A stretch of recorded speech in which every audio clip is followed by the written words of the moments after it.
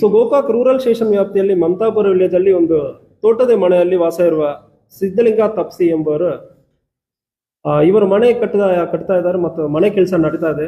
ಈ ಸಂದರ್ಭದಲ್ಲಿ ಮನೆ ಕನ್ಸ್ಟ್ರಕ್ಷನ್ ಇಟ್ಟಿರುವ ಒಂದು 7,10,000 ಒಂದು ಕಳ್ತನ ಏಪ್ರಿಲ್ 1ನೇ ತಾರೀಕು ಆಗಿದೆ. 3ನೇ ತಾರೀಕು ಪೊಲೀಸ್ ಸ್ಟೇಷನ್ ಅಲ್ಲಿ ಬಂದು ಇಂತಹ ಕಳ್ತನ ಆಗಿದೆ ಅಂದ್ರೆ ಇಲ್ಲಿ ಕಂಪ್ಲೇಂಟ್ ಅನ್ನು ಕೊಟ್ಟಿರ್ತಾರೆ. ಸೊ ಮನೆ ಕೆಲಸ ಮಾಡಕ್ಕೆ ಬಂದಿರುವ ಬಸವರಾಜ್ ಬಡಿಗಾರ್ ಕೆಲಸ ಮಾಡ್ತಾ ಇದ್ದಾರೆ. ಇವ್ರಿಗೆ ಒಂದು 42 ವಯಸ್ಸು. ಮನೆ ಕೆಲಸ ಮಾಡೋ ಸಂದರ್ಭದಲ್ಲಿ ಅಲ್ಲಿ ಸಿಕ್ಕಿರುವ ಒಂದು 7,10,000 ಇವರೇ ತಗೊಂಡು ಹೋಗಿರೋದು ಕಂಡು ಬಂದಿದೆ.